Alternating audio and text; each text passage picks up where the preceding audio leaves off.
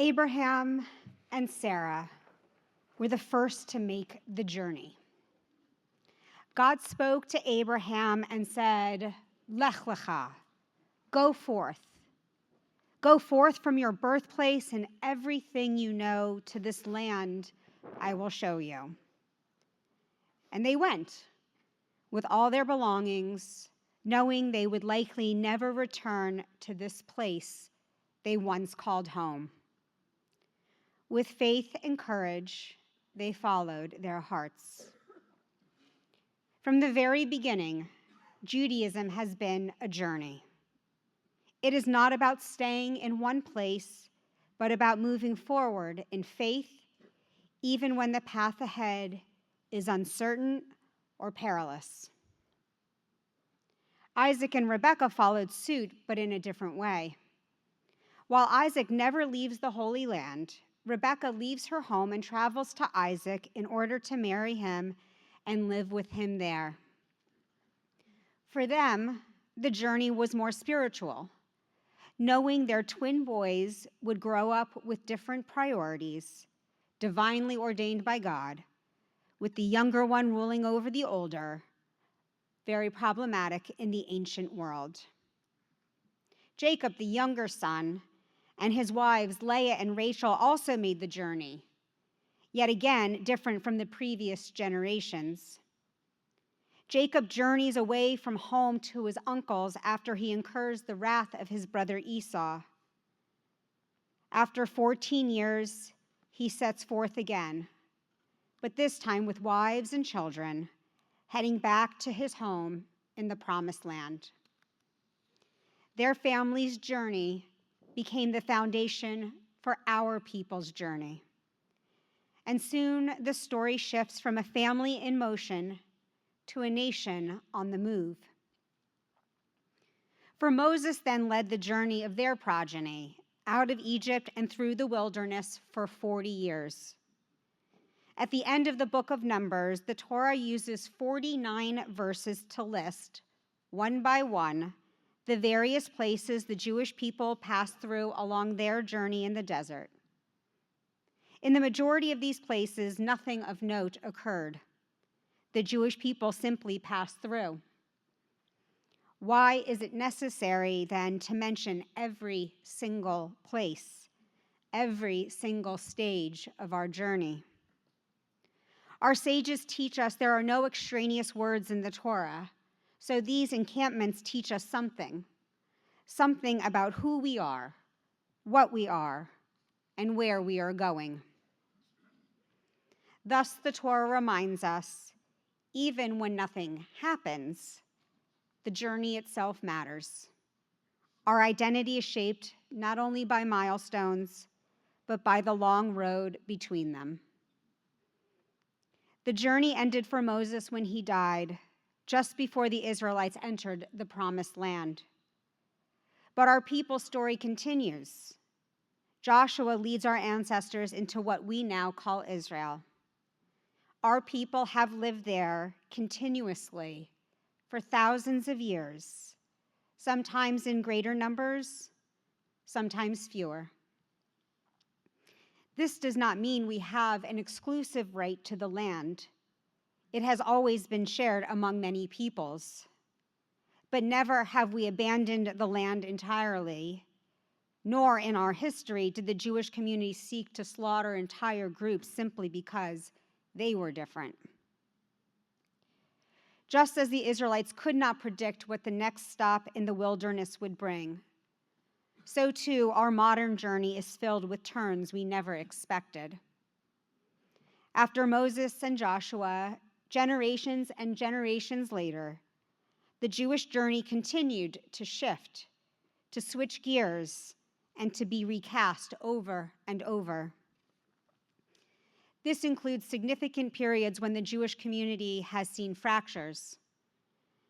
After the temple was destroyed in 70 CE, a cataclysmic event for our ancestors, tribalism and sectarian infighting defined our people.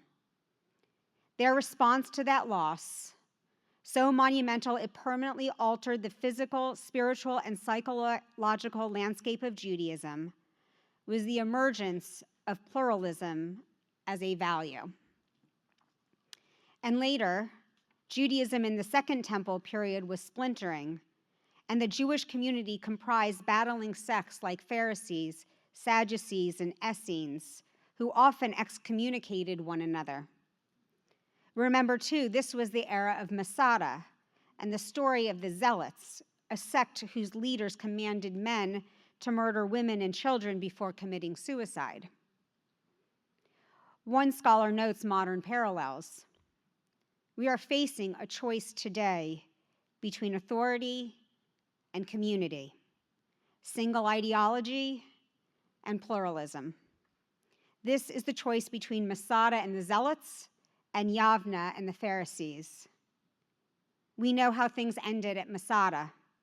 There could be no diversity of thought. But what characterizes Yavna and Rabbinic Judaism generally is not uniformity, but diversity. The Yavnian rabbis were rich and poor, priestly and lay, rural and urban. Some were mystics, some not. Some felt it necessary to attach their teachings to Scripture. Others did not. And everywhere are halachic, Jewish legal disputes on matters large and small, but without the acrimony which characterized the disputes between the sects. This is not the work of a sect triumphant, but of a grand coalition. They fostered the paradigm of Klal Yisrael, the idea that we are all part of the same people, despite geographic, religious, and cultural differences. These ancestors clearly did not agree on all aspects of Jewish life, but they operated out of a basic sense of Klal Yisrael, that we are one community, even with all of our differences. One rabbi's academic breakdown of the phrase Klal Yisrael highlights this critical idea. In my view, the term Klal Yisrael does not signify unity, but rather it signifies belonging to the group, although it is diverse. But as we learn from how the angels say Kiddushah, belonging to the group can only come about if there is a prior validation of the diversities. Thus, the only way that Klal Yisrael could have a positive meaning today is if it is based upon an a priori recognition of diversity within Jewish life and practice, and an acceptance, a real validation of diversities. At the very least, there would need to be discussion and agreement on the boundaries which all those participating would be willing to validate. And only then may we claim to have a clear notion of the meaning of the term Klal Yisrael. Those who refuse to consider themselves encompassed or within the same general sphere with their co-religionists did not endure. The Judaism of today is entirely dependent upon the Pharisees and their approach to and interpretation and application of Judaism during their time and the painful challenges they faced. Every step of the journey is critical. It gives space for development and evolution, for ideas to percolate, choices to be made, relationships to come to fruition, for critical moments to shape individuals and communities. Each of us has been part of our people's journey, although perhaps in different ways. I'm often asked why I became a rabbi. Many, if not most of you know I very much wanted to be a doctor, a dermatologist to be precise. My sophomore year of college, I took chemistry. It did not go well. That summer, I took physics. It went less well. I had a tutor, went to the professor's office hours, and studied with classmates who seemed to grasp the material. In the end, I'm pretty sure the professor gave me a barely passing grade based solely on effort. After this, I realized my journey needed to change. Medical school was never going to be a reality, and my dream was crushed. Perhaps fortuitously, I already found another area of great interest and field of study that worked much better for my brain, and that was the study of religion. But still, I was not ready for the rabbinate. Several other meetings and events paved the way for the decision to apply to rabbinic school. It was this shift that opened new ideas and dreams for me, and I came to understand that entering the rabbinate would allow me to work in and support my community. I was excited for people to learn about the rich and diverse rituals, holidays, history, culture, and traditions that make up a rich and diverse Jewish community. It was about finding meaning in any or all of those facets of Judaism. October 7th marked a turning point in our shared journey.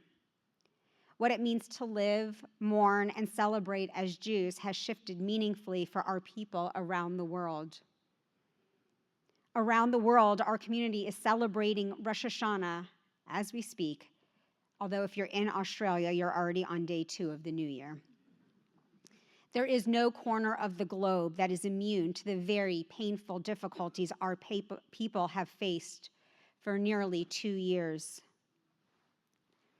October 7th proved a fateful day, and in the ensuing 717 days, the journey changed once again for the Jewish community as well as for me. I still want all of those things I was excited about in the early days of my rabbinate.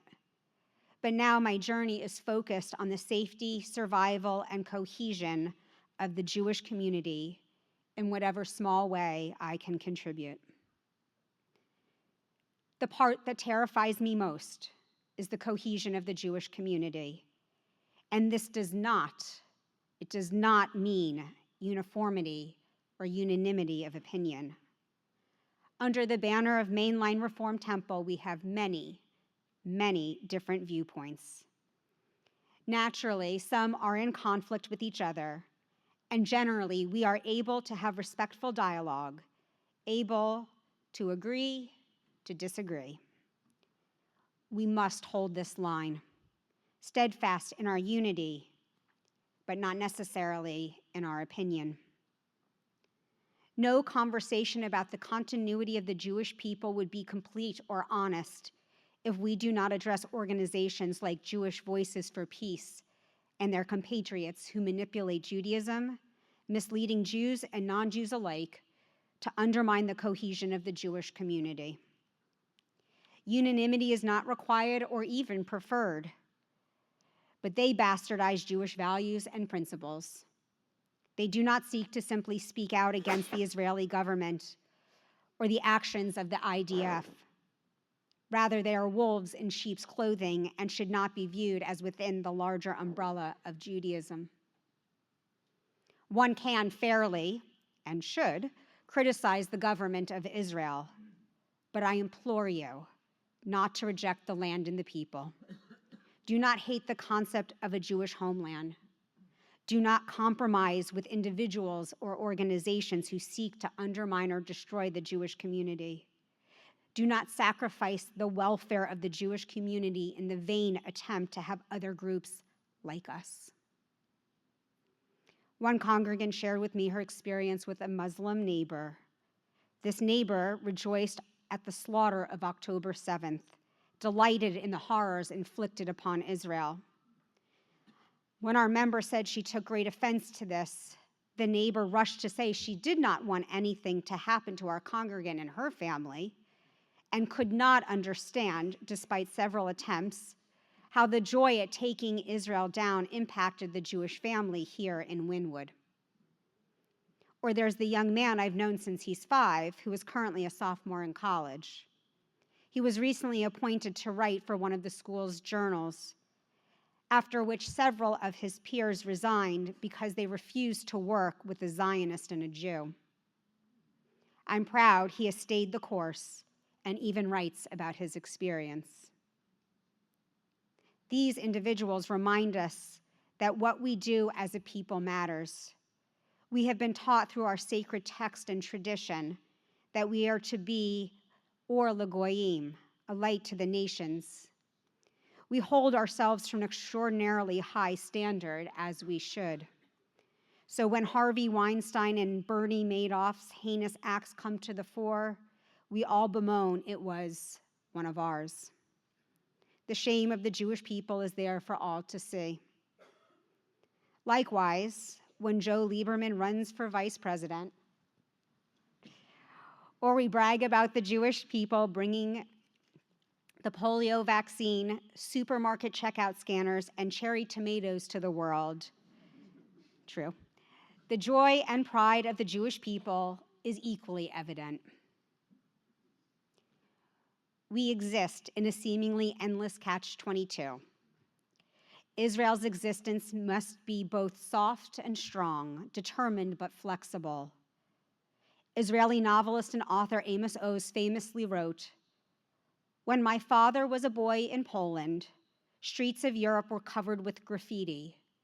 Jews, go back to Palestine."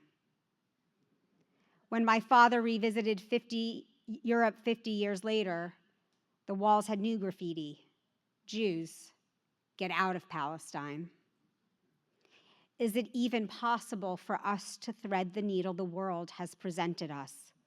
And is there any other people forced to navigate such a treacherous road? We too are on a journey. What is our Jewish journey? This is not a rhetorical question. How do we live a Jewish life in relation to other Jews and to Israel, especially at such a volatile and distressing time? Our individual quests are dependent upon and influence the collective. The Jewish journey has never been simple.